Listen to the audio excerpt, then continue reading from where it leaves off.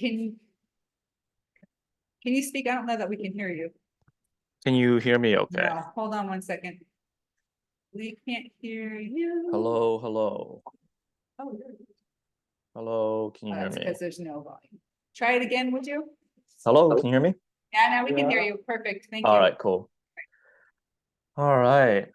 Thank you all so much for having me. Really great to be with you all. I wish I could be with you all in person. There was a small chance that I was going to be down in your area around this time, but as life would have it, I'm still here in Oakland, California, on traditional Ohlone land, land that was traditionally known as Hutrin, now known as Oakland. And yeah, what to say? I am a trainer, educator, student, practitioner of nonviolence. I've been on a 20-year journey to continue to understand what that actually means, particularly in times like this.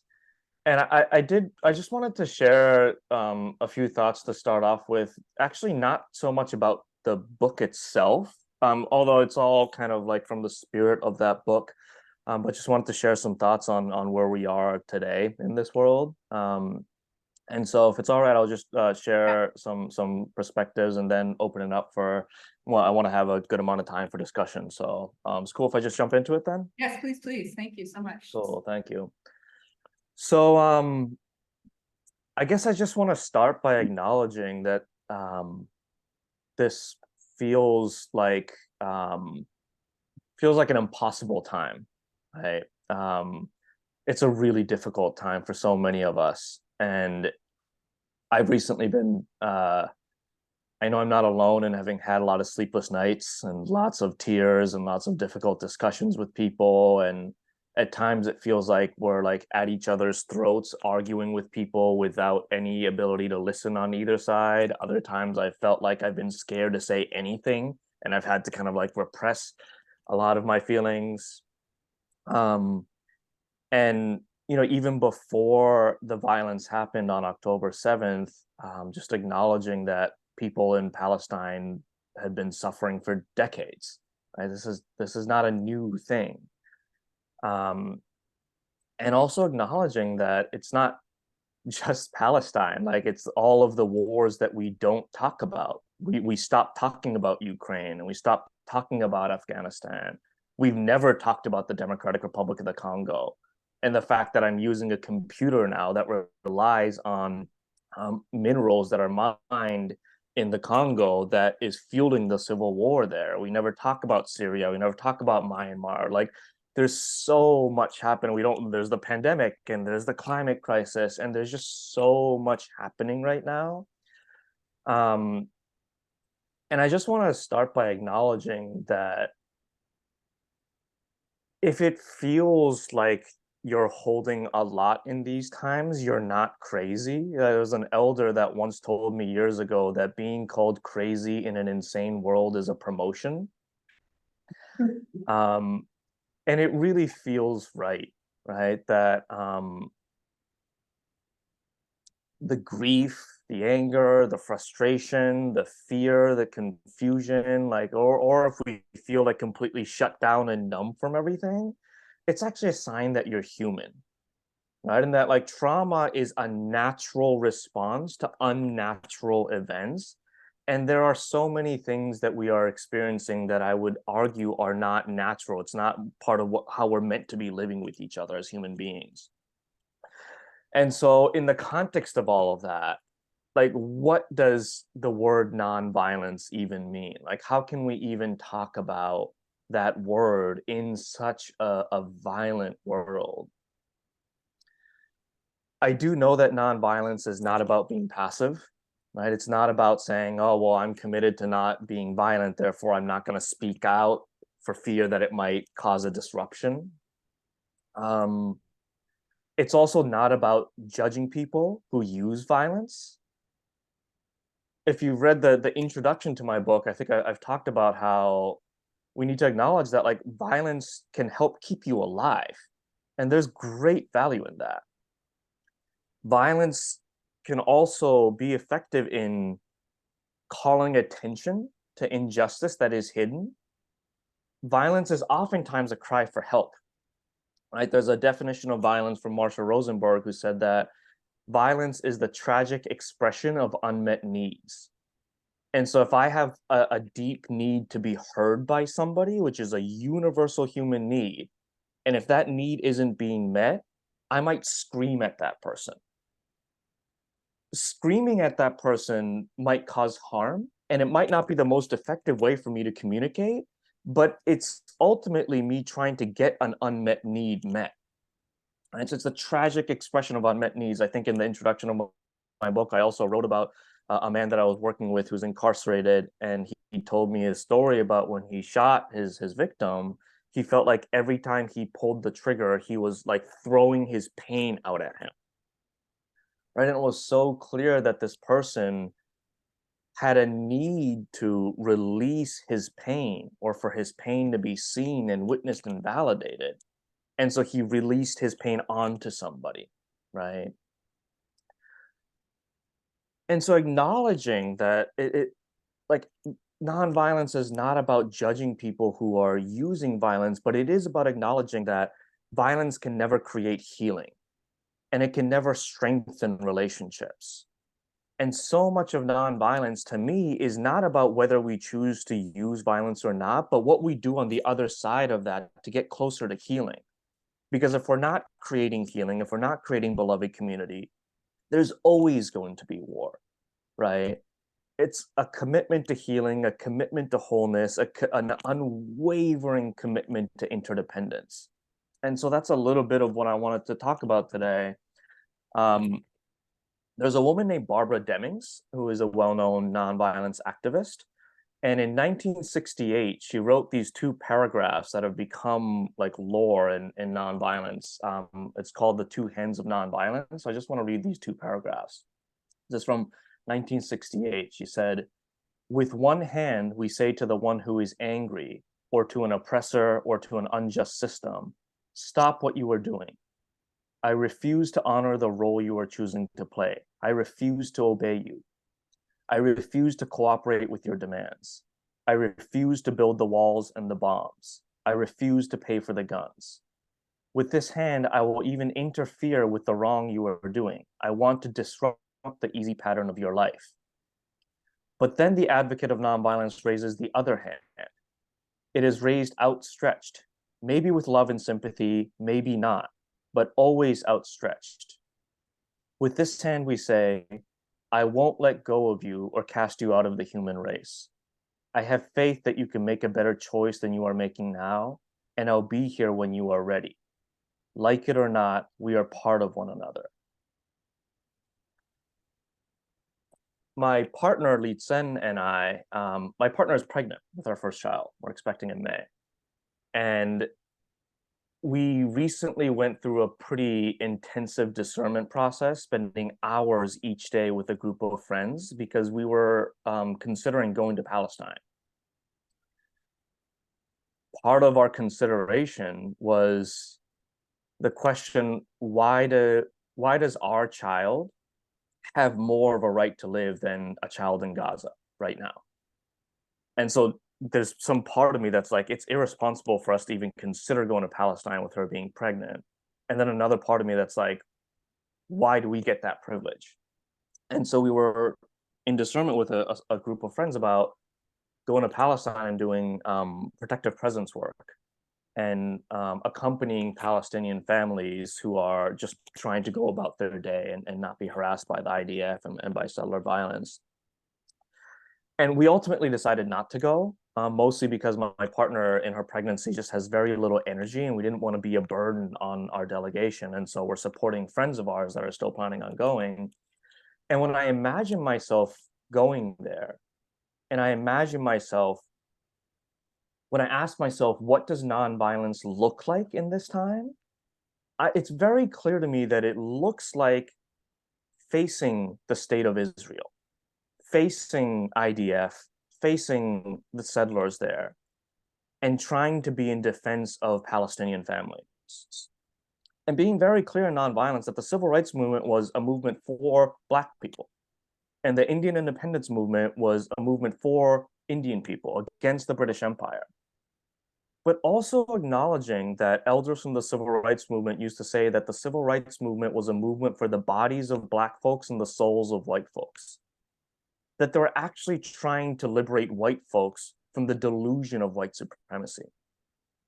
And that the Indian independence movement was trying to free British people from the delusion of supremacy, right? That I want to be standing in protection of the people of Palestine while looking an IDF soldier in the eye, knowing that this soldier is probably 19 years old, scared shitless, excuse my language, and indoctrinated from the day that they were born.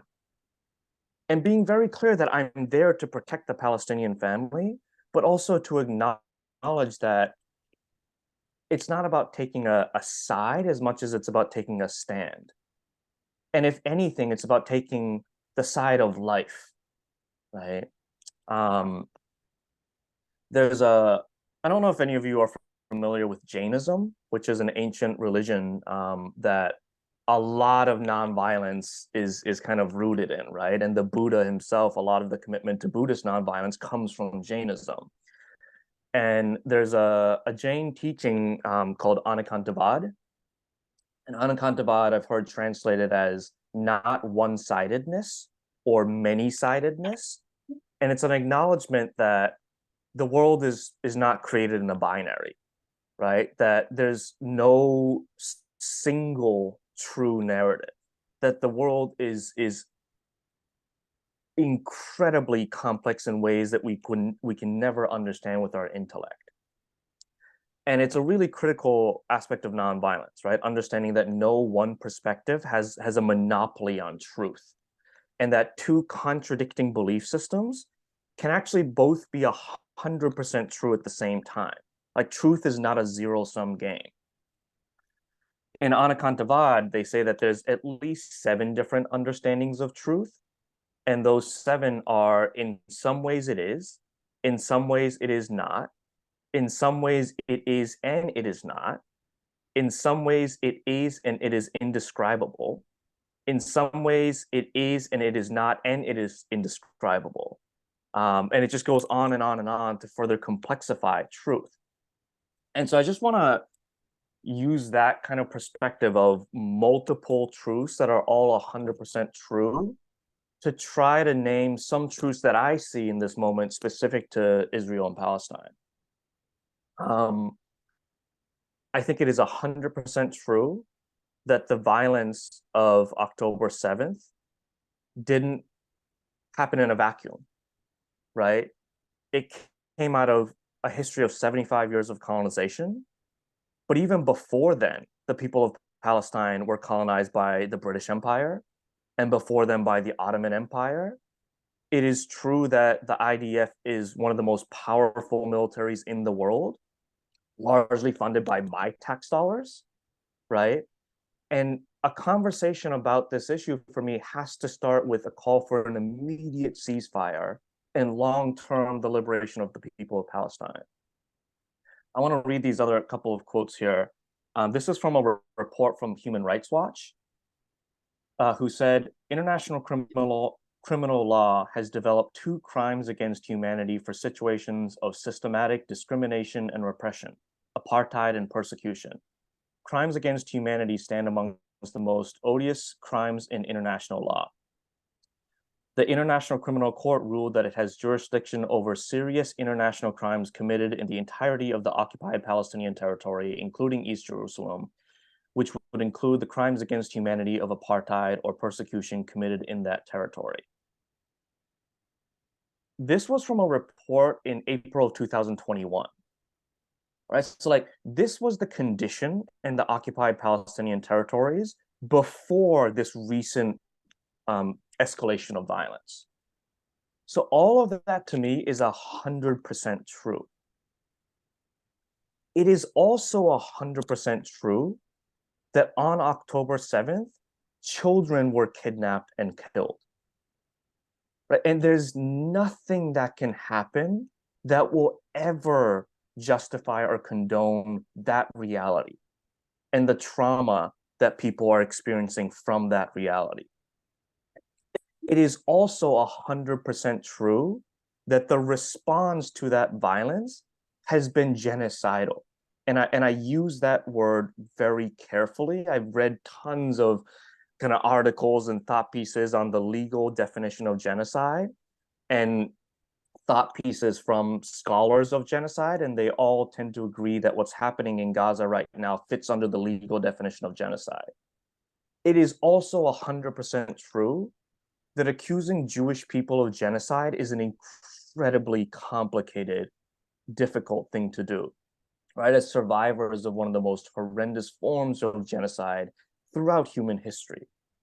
And acknowledging that the ideology of Zionism is rooted in trauma, right? Like I've listened to stories of a lot of Zionists these days that I disagree with, but when they say things like, my people have been persecuted every single place on earth that we've been to, and I only feel safe in Israel. Like, I have some understanding for that, right? And I acknowledge that Israel's national policy, therefore, is in some ways rooted in a collective trauma, and I can have some compassion for that. It's also 100% true that decisions that are made out of trauma are unskillful and oftentimes leads to the perpetuation of harm, right? So in the state of Israel, in the ideology of Zionism, people are making mass scale decisions from a place of trauma, and that will only cause more harm. And so in this way, like there's no one monopoly on truth. And I think so much of nonviolence is understanding that the idea that one single narrative has a monopoly on truth is incredibly dangerous. And a nonviolent worldview is about acknowledging like this is true, and this is true, and this is true, and this is true. And then in the ultimate reality, it's things are way more complicated than a single narrative, right? I was talking to just have a couple more thoughts and then I want to open it up. But I was talking to a friend of mine who was recently talking about how just like in the ultimate reality, I believe that the ideology of a nation state in and of itself is violent because it creates the delusion that we are separate from one another. So like how do we even talk about nonviolence in the context of Israel-Palestine for someone like me who actually agrees that like the idea of a nation state in and of itself is violent? You know, I might have talked about this in the book, but the fear of not belonging and the fear of separation is one of the most common roots of trauma. I think every single human being has experienced some sort of trauma from a fear of not belonging. And at the same time, there's an ultimate reality that I believe in where there is actually nothing outside of belonging. Like we cannot help but be interdependent and belong to each other. I believe that is how the universe is structured. Like the universe is structured in a way that we belong to each other, that we are interdependent with one another. And so even though it's one of the most common forms of trauma, it's ultimately a delusion, right? Like there's Palestinians and there's Israelis. That is 100% true. It's also 100% true that these labels in some realm are delusional, right? And that nonviolence is about being able to hold the complexity of both. That there's very clearly two sides right now in this conflict, Israelis and Palestinians. And to also hold that it's also 100% true that the liberation of Israelis and Palestinians are bound with each other, that one side can never be free if the other side is feeling oppressed or feeling fear of the other side. And to just kind of close up by saying that so much of our inability to hold the complexity of these multiple truths and of Anekantavad is because we ourselves are traumatized in the midst of war and climate and all these things. When we are experiencing a trauma response, the part of our brain that is responsible for thinking about nuance is shut down, right? Our ability to listen to a perspective that differs from us is shut down. And so I think a lot of what it means to practice nonviolence right now is to do our own healing and our own grounding and our own regulation work enough so that when we hear a perspective that we immediately disagree with, to pause long enough to invite curiosity and to say, oh, I wonder how you came to believe what you did. And I wonder if there's a way in which I can listen to your perspective and disagree with it, but still begin to understand why you hold the belief that you did. Right. And I think that's one of the most important things we can do in these times is to like regulate our own emotions enough so that when we hear a different perspective, we don't automatically build a wall, because that building of a wall is a trauma response. And the more we are operating from a trauma response in a traumatized world, the more we're only adding trauma to an already panicking world.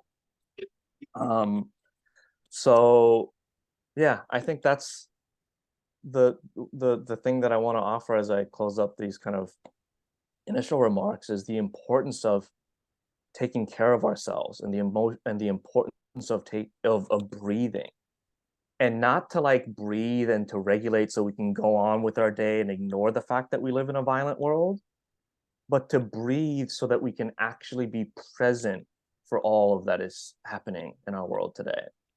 And so, yeah, I want to pause there and really open it up for discussion, not like a Q&A, but just a discussion. I certainly don't have all the answers or any answers. I'm sure you all have a lot of them. So yeah, I just want to thank you for having me and open it up. And yeah, I guess I'll pass it back to you, Tessa. I don't know how you want to do the. Thank you so much, Kazu. That was so very deeply thoughtful and nuanced, and I really appreciate your analysis and also your heart wisdom. So thank you for that. I'm sure all of you have a lot of thoughts and ideas. So I actually just want to take a moment to everyone take a breath and like let that all integrate. That was a lot to take in, and you might even write something down. Raise your hand if you think you might have a thought to share or a question to ask. Looks like Leah, since you went first last time.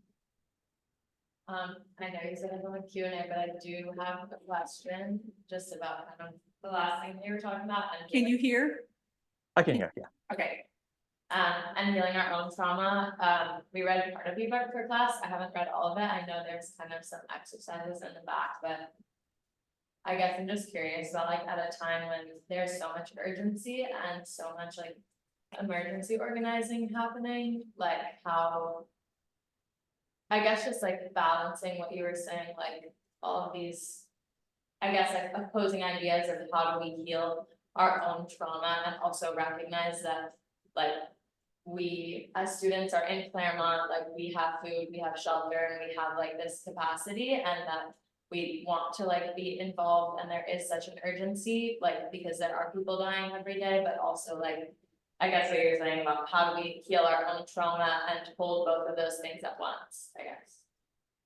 Yeah, thank you for that.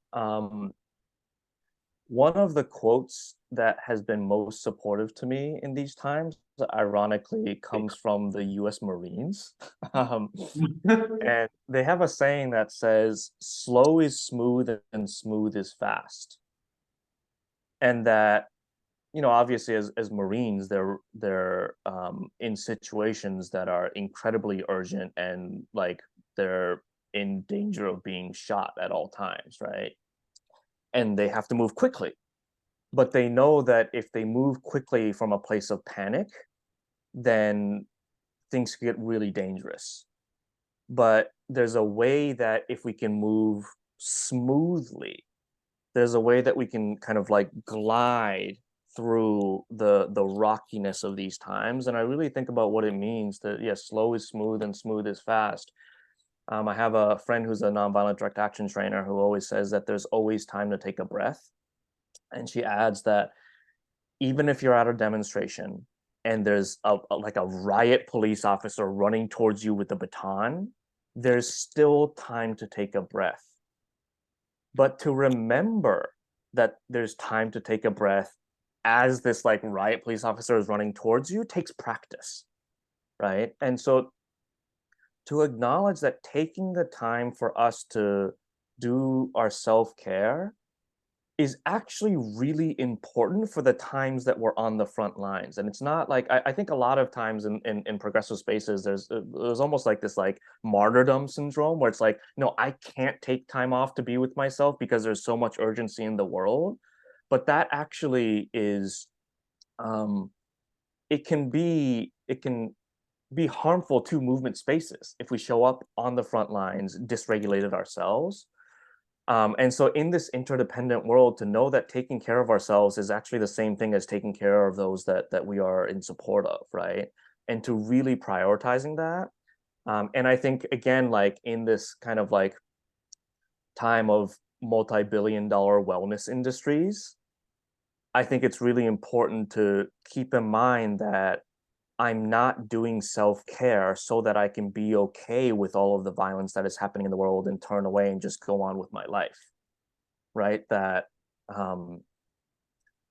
we are doing so-called self-care so that we can be regulated and whole and as healed as possible as we work on healing the world. So I think really prioritizing that and not just like doing that as individuals, but in our activist spaces, building those practices in, right? There's a movement for Black Lives leader who once said that we're oftentimes asked to heal collective wounds as individuals. And that can only go so far, right? Like I love my therapist. I go to therapy every week. I think everyone needs a therapist.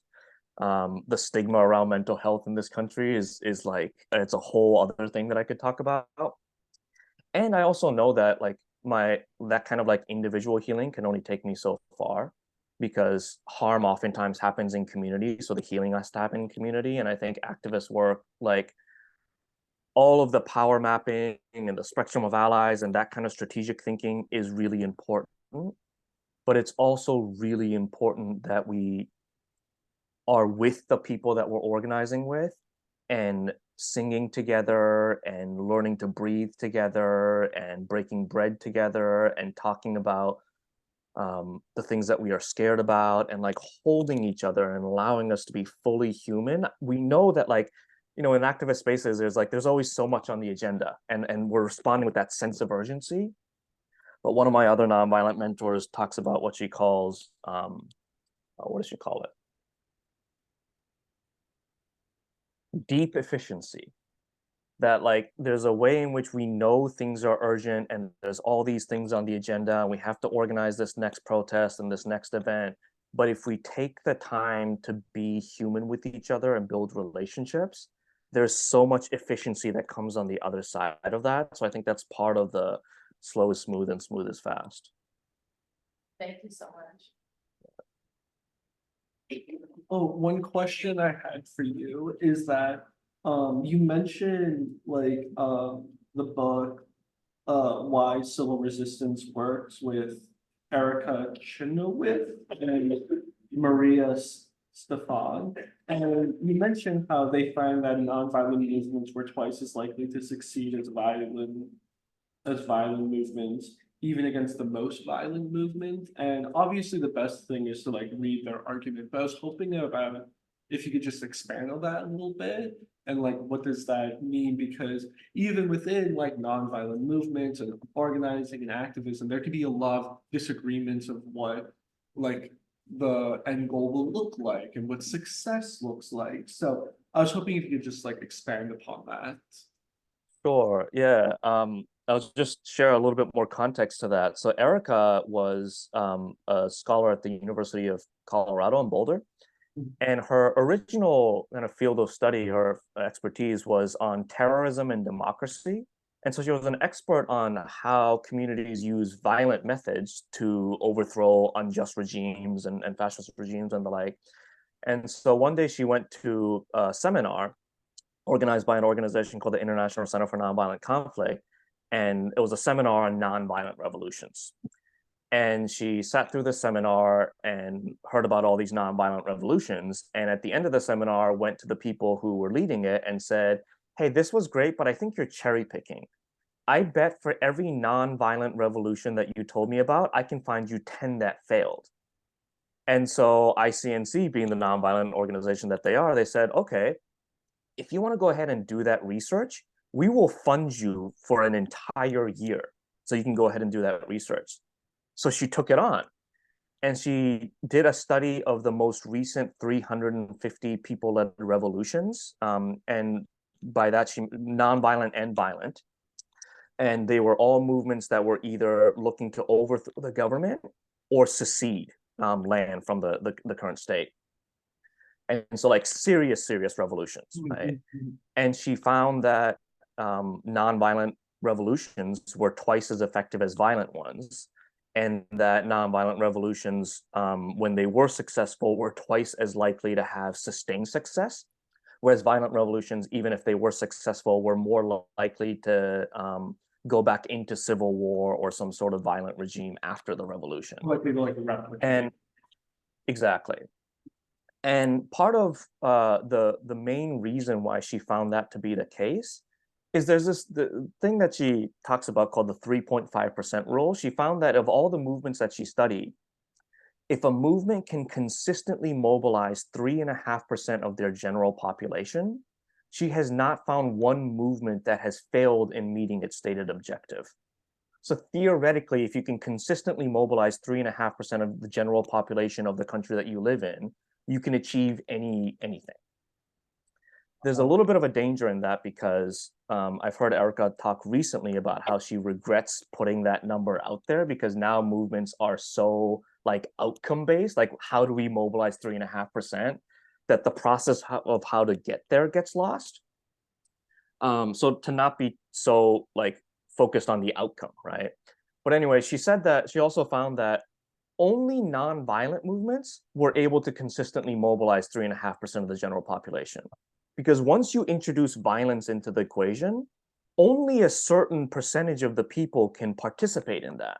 Right? Like only able-bodied people, mostly men, male-identified people, mostly younger people. So the ability of like the masses to be like active participants and leaders in movements decrease the more you introduce violence into the equation. And being able to mobilize masses of people is a critical part of the success of revolutionary movements. And so again, not to say that violent movements never work or people who choose to use violence are evil and they're unstrategic or whatever, but statistically, that's what she found. Thank you so much. That was really interesting. Larger context. Well,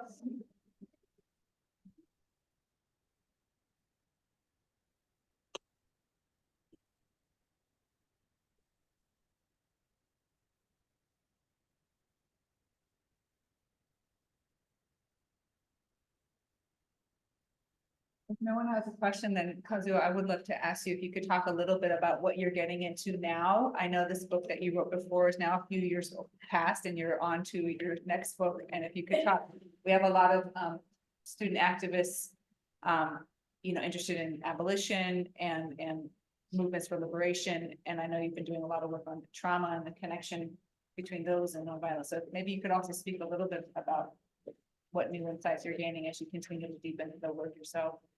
Sure, yeah. I'll share two things. One is I'm involved in a project that is bringing together movement leaders from across the country to talk about. I'm 43, just turned 43. Been doing this work for 25 plus years. And over the last 10, 15 years or so, a lot of people who do this work have been noticing an escalation in internal conflicts within movement spaces and how conflicts in so many organizations and movements have escalated so quickly to the point that like movements are becoming really ineffective because we're just arguing with each other. And so I'm working on a project to really address that, and to talk about, if we say we're abolitionists, it doesn't mean just a commitment to not calling the state when there's harm that happens in our communities. It also means not using a carceral worldview and not shaming people and not isolating people, because that's the worldview that is the foundation of the carceral state, right? So if we believe in principles of restorative justice, if we believe that we all belong to each other, then when harm happens in our community, then how do we hold that, right? So like doing a lot more skill building in movement spaces so that when harm happens, we can hold that well. And we can hold that in there's another beautiful quote that I love, one of my favorites, from Sobon Fusome, who says, conflict is the spirit of the relationship asking itself to deepen. And so when conflict happens in our communities, how do we use that as an opportunity to deepen with each other, as opposed to just like casting people aside and saying, you did this thing, you said this thing, so you no longer belong? Because that's not how we create movements, right? We create movements by constantly widening the circle and learning what it means to hold each other accountable in a way that leads to the strengthening of relationship.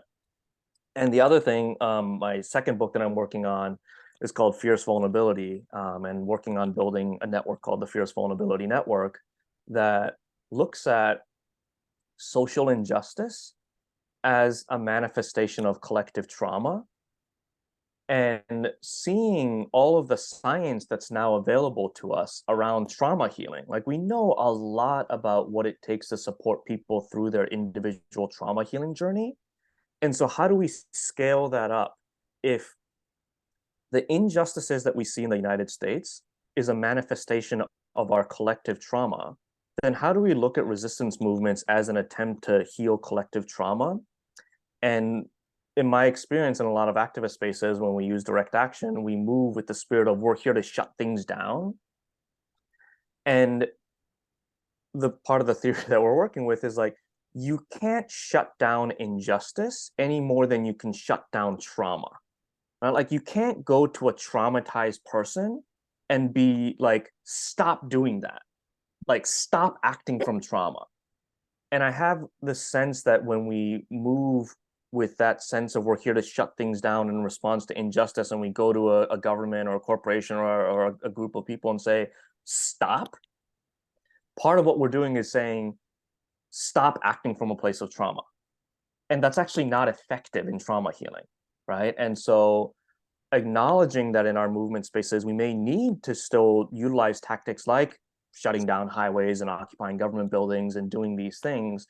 How do we move with the spirit of, we're actually here to open things up rather than shut things down, right? How do we create containers where people feel safe enough to talk about the things that have been traumatizing this nation for 500 years?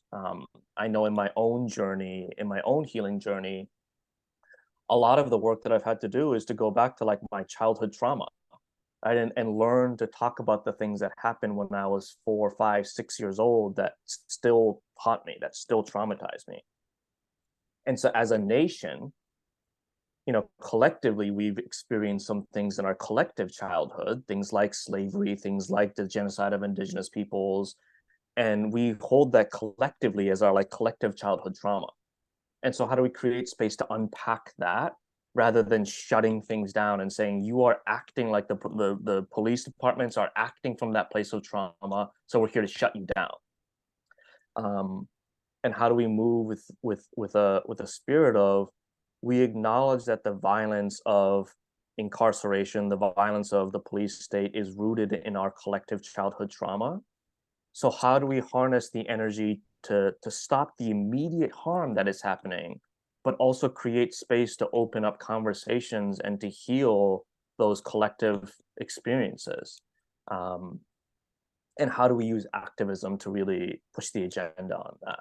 So yeah, that's a little bit of what I'm trying to figure out. Certainly no answers. Beautiful. I want to turn it back to students and think about, offer you as a chance again to offer your own thoughts from your own experience, trying to understand or live these principles. questions you might have. I also want to invite Abby or Esmeralda or Lauren or Linda, those of you joining us online, if any of you have comments or questions that you would like to put out.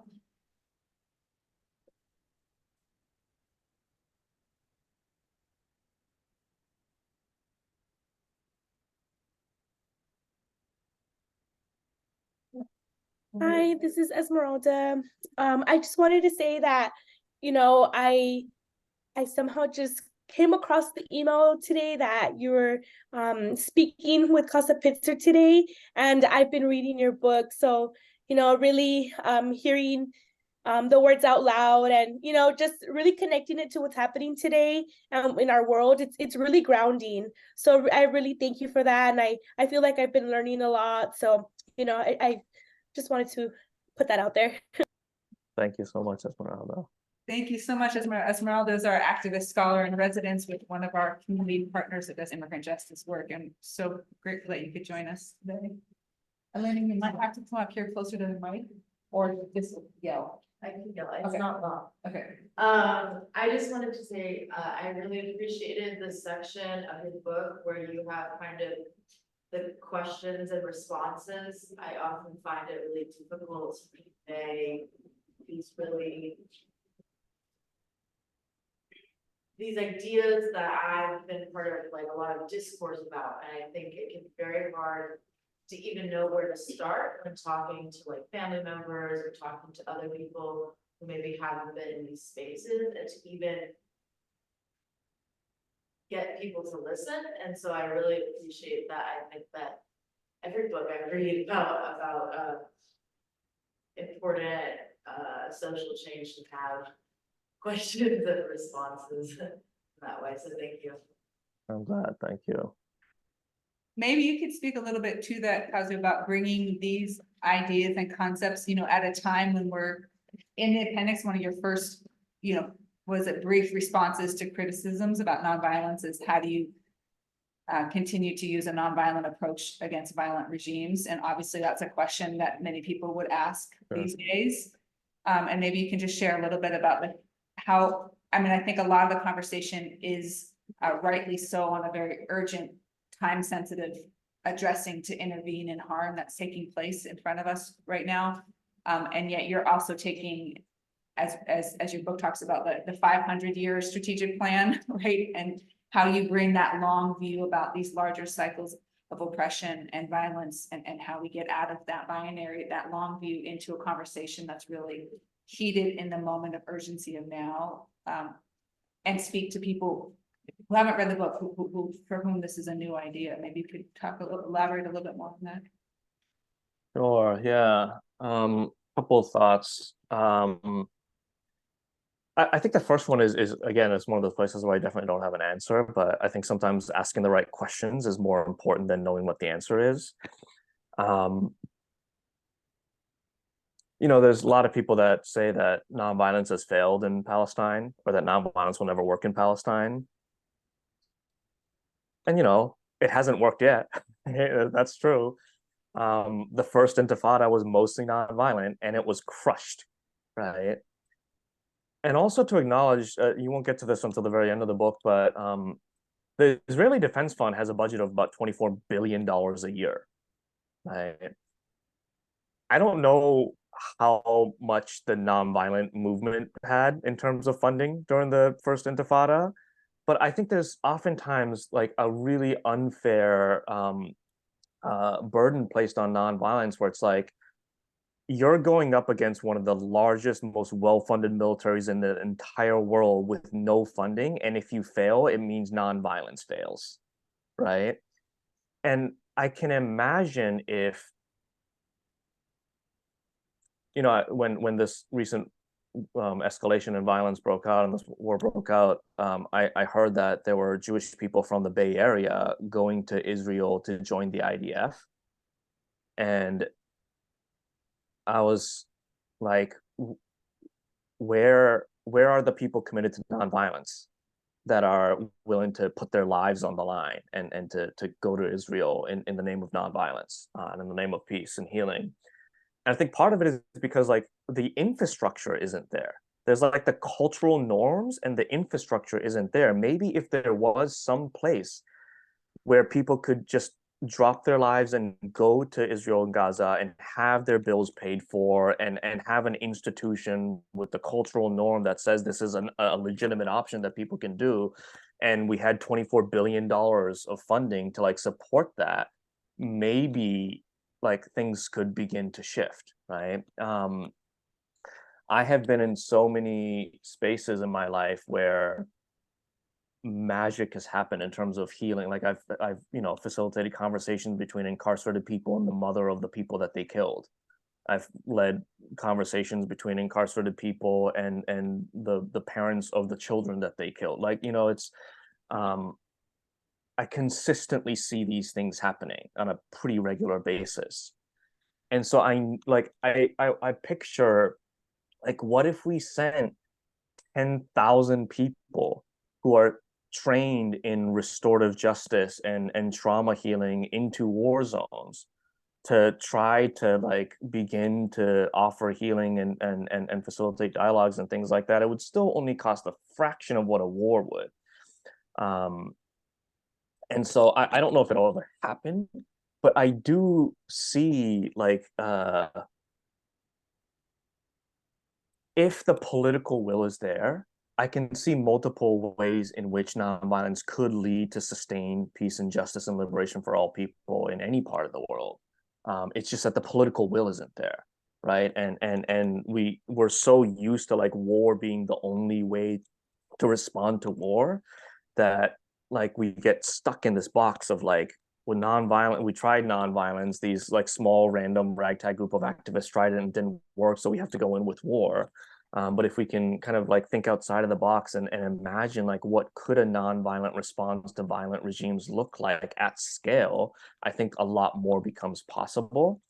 And I also, earlier I was talking about kind of the ultimate reality. The ultimate reality is actually language that comes from Mahayana Buddhism that teaches us the difference between what's called mundane reality or conventional reality, which is a reality that we can like touch and see with our face and our fingers. The mundane reality is where there is a separation between Israelis and Palestine, and then the ultimate reality where we are all just wavelengths of energy.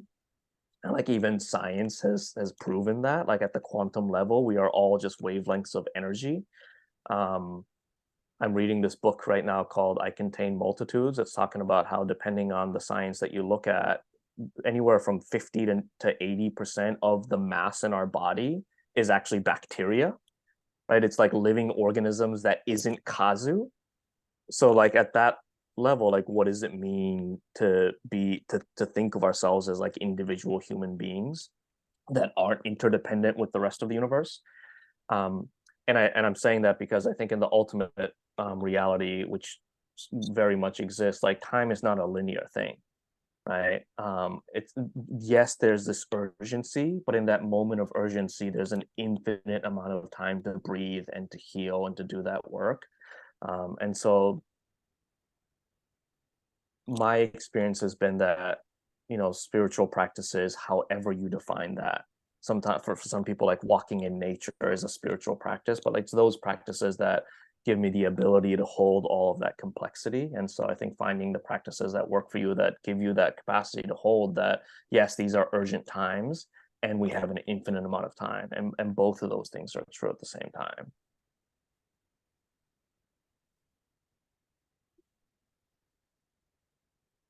Any other comments, questions?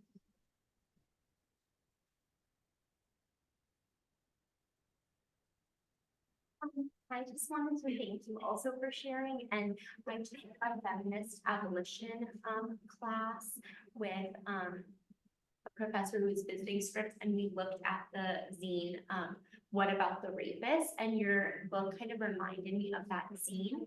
And it's from Danielle Sarin, who's like an activist and a writer, and just like I don't know, I'm gonna share the Zoom with the class now because your book had inspired me to, and thinking about like the metaphor of a hamburger stand in the middle of the desert, and most people, there's a line of people at the hamburger stand, and that makes you think that it provides good food, but it actually is just the only option in a huge desert, and most cars of people drive by that hamburger stand. And that, in that metaphor, that represents like victims of harm and victims of trauma that don't actually do anything and just remain silent because there are no other options for them. And I think that is a really good way to have conversations around nonviolent interventions into interpersonal harm and trauma. And you know, we've been talking a lot about more systemic global instances of harm, but just in terms of interpersonal moments, you know, where people say, well, don't we need the police for this? Or don't we need prisons for this? When people get hurt or when people die as a consequence of other people's actions. And I was just wondering if you could speak to that at all. Yeah, thank you for that. And when you do share that zine with the class, I would love it if you could forward it to me too, or Tessa, if you could forward it to me, because I'd love to read that. I do consider myself an abolitionist. And within that, I acknowledge that there will always be times when people are hurting so much that they will cause harm on other people. And there is an indigenous community in the Pacific Northwest who have this practice that this restorative justice organization that I work with always talks about, called the cabin in the woods, where they have an island with a cabin. And when someone in their community causes harm, that person has to go to that cabin. And so it is, in some ways, like it might look like incarceration in that this person is isolated, right? But the difference is that a village elder visits this person every single week and continues to like be with that person and check in with them and continues to remind them their sense of belonging so that they are at some point ready to be reintegrated back into that community. And so I think there are ways that we can hold on to our abolitionist values and to protect people from being harmed in a way that like still maintains that relationship, right? Like I have to believe that there is a way to protect people's safety first without casting people aside from the web of humanity, right? Even if they have to be isolated, that there's a way to do that in a way that continues to remind them their sense of belonging. And so, yeah, I really appreciate that particular practice from this indigenous group. It reminds us that that is possible, you know. And I'll also share that one of the pieces of work that I do that I found the most kind of magical in my time is every month I go to a prison called Valley State Prison and facilitate a group of 20 or so incarcerated men who all have a history of intimate violence. And to this day, this is only anecdotal, but I've worked in this group with maybe 80 men or so who have caused this kind of harm. And to this day, every single one of them, every single one were survivors first. Every single one. There's a transformative justice activist named Mariam Kaba who says that nobody enters violence for the first time by having committed it, right? And that's been true in my experience. And if we kind of go even wider than just intimate and sexual violence, I've heard hundreds of stories of incarcerated men who have committed homicides and just like the worst things you could do. And I read about this in my book too, like every single time it's been proven to me that if I can slow down enough to hear somebody's story, then everything they do makes sense. And it doesn't condone what they do. I usually disagree with the fact that they did it, but it's once I hear their story, it's like, oh, no wonder why you killed somebody. Like that totally makes sense. And again, like these principles work at all scales of the fractal. I was coming home from this prison one day and talking to my co-facilitator about, this was right after that escalation of violence in Gaza. And I was talking to them about how like every time I hear an incarcerated person share their story, I have so much compassion for what led them to commit the violence that they committed. And similarly, if I really read the history of the Palestinian people, like I'll never agree with the violence that Hamas did, but I can actually have a lot of compassion for where that pain came from. And at the same time, when I work with survivors of crime that advocate for the death penalty, like I'm opposed to the death penalty. But when I hear their story, it's like, oh, of course you'd want this person to be killed. Like I totally get that. And when I hear stories from Jewish people in Israel, there's also like, I disagree with the response. I disagree with Zionism. I disagree with war. And I can understand where that comes from. Right. And so, again, just the importance of slowing down enough to hear someone's story. Think, I'll speak loudly again. I really resonated with the section, and you were just touching on this, but this section about how listening to someone is not the same as agreeing with them. And I find that really difficult, and I think when I read that, I was kind of had to take a step back, and I really appreciated hearing that in words, because I have a lot of people that I care about who have very different views than me, like family members, and I shut down a lot of those conversations because I can't even like feel like I can have them ethically. Like I feel like I can't even ethically listen to their perspectives because it feels like I'm like validating something that I deeply disagree with. But maybe that's a good thing. Maybe it's actually really important to have them feel heard by me.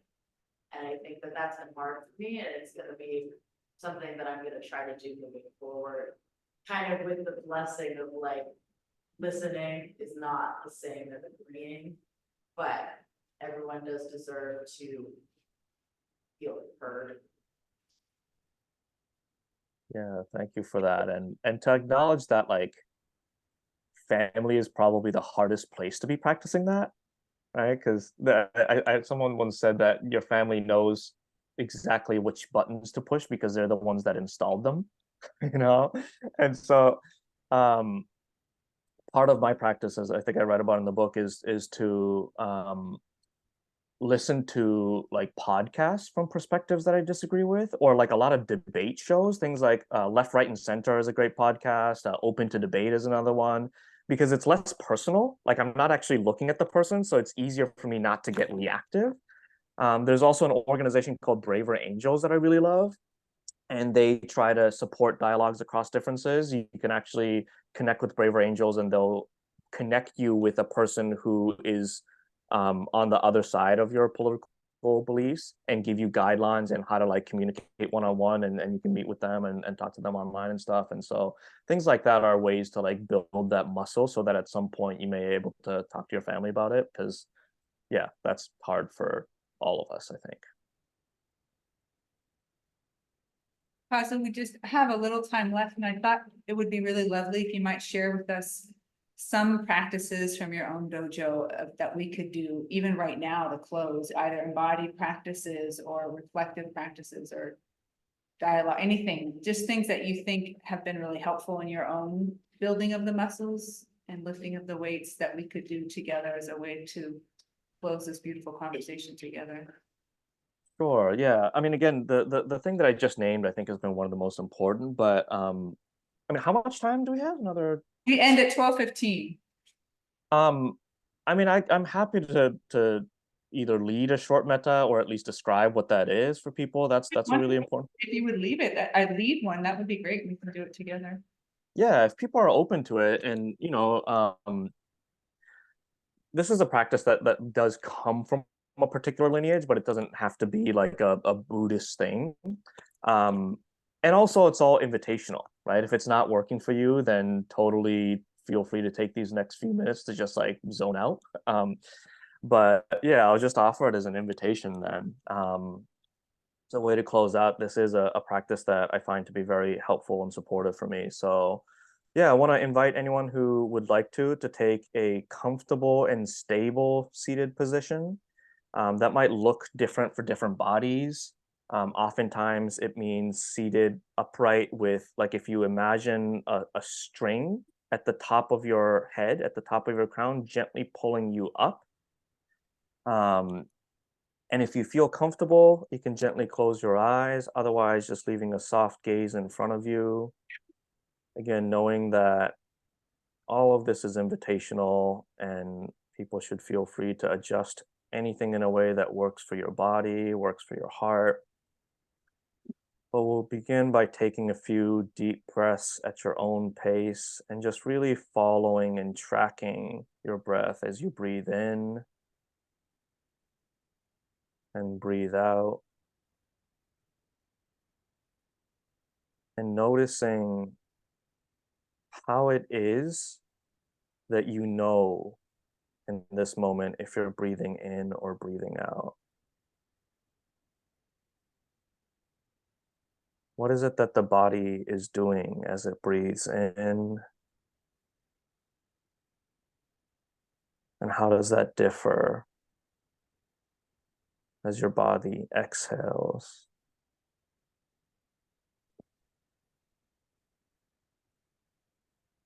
And eventually settling into a natural breathing pattern, not forcing yourself to take slow, deep breaths, but just seeing the natural pace of your breath.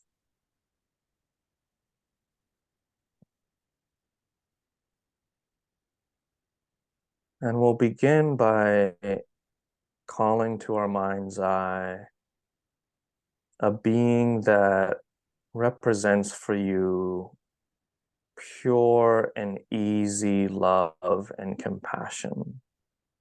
That might be a sibling or a child in your life, a parent or a friend. It might be a non-human being. When you think about a being, that when you're with this being, you're filled with joy. Try to picture this being seated in front of you. And really try to imagine them sitting there,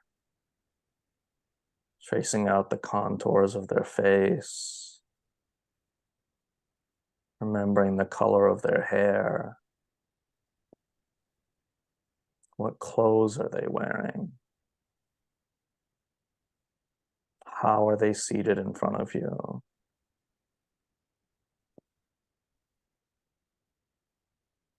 And notice in your own body what's present for you as you notice yourself with this person, this animal, this tree, whatever it might be that gives you joy.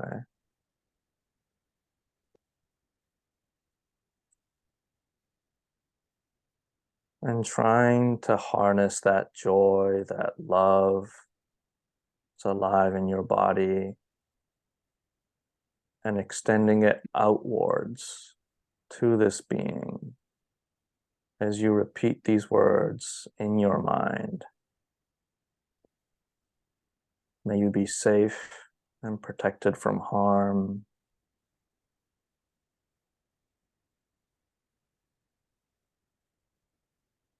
May you find joy and happiness. May you find healing, liberation. May you always know your belonging and beloved community.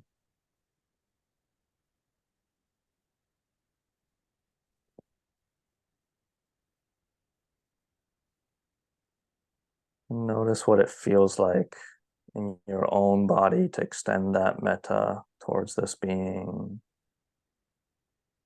Noticing what it might feel like for them to receive that.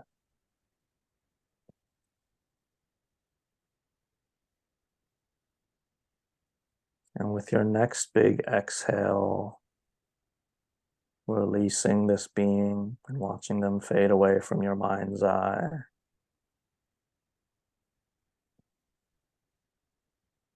And next, thinking of a person with whom you have a neutral relationship. Perhaps someone who you're not that close to, or someone you haven't talked to in a while. Just any person that doesn't necessarily bring up positive or negative feelings. And trying to imagine this person now seated across from you, looking back at you.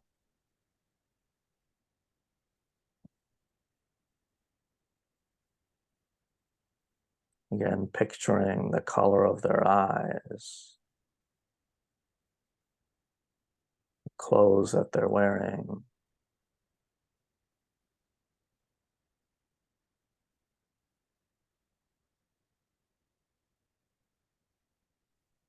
And in the same way, trying to harness that joy and that love that we were able to cultivate for the previous person and extending that outwards to this new person as you repeat in your mind's eye.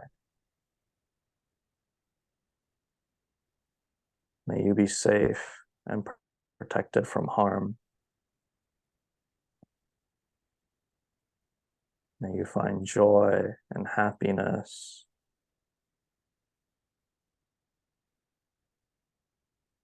May you find healing and liberation. May you always remember your belonging and beloved community.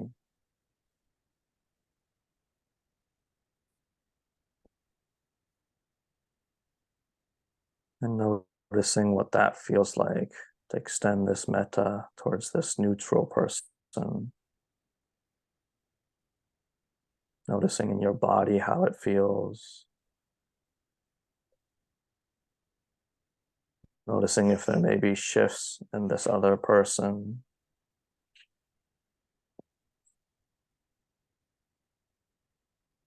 And thanking them for supporting you in this practice as you release them with your next exhale, watching them fade away. And just coming back to your own breath, your own body.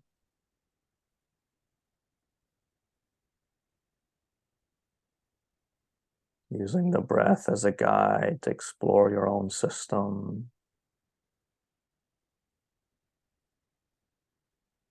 Following the air as it enters your nostrils and cycles throughout your whole body. And seeing how you feel right now.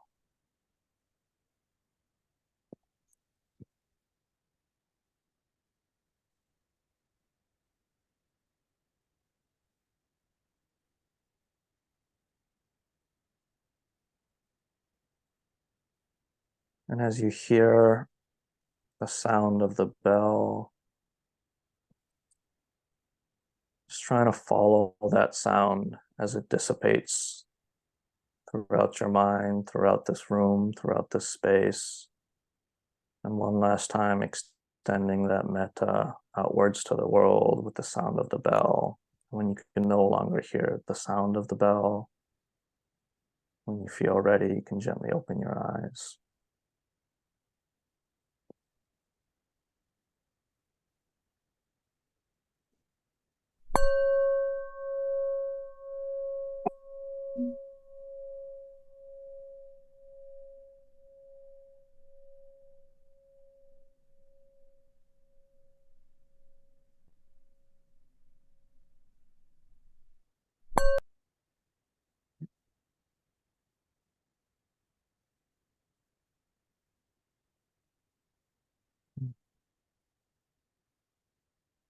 So that was a very short practice in what is called metta meditations. Some of you may be familiar, oftentimes translated as loving kindness meditation, but probably more accurately translated as universal goodwill. And oftentimes we'll continue to bring other people to our mind, people that we're struggling with, maybe on a spectrum from 1 to 10, someone that you're struggling with at a 3, and then a 5, and if you're ready, a 7, and just continue to practice what it's like to just send goodwill to people that we may be in conflict with. So yeah, I hope that was supportive in some way. Thank you so much. It was beautiful. And really great to remember that talking about becoming self-regulated and present is not just a self-care act that we do to be more productive, but it's a community care act that we do to stay whole together. Appreciate you doing, bringing us in. Thank you so much, Kazu, for making time for us today. Beautiful. Yeah, thank you so much for having me. Thank you. Take care, everyone. Kazu, is your address in Oakland still the same? Yes, Okay. I think so. I'll email you just in case. Okay. Okay, cool. All right. Thank you so much. Take care. Thank you so much. Take care. Bye. Have a good day.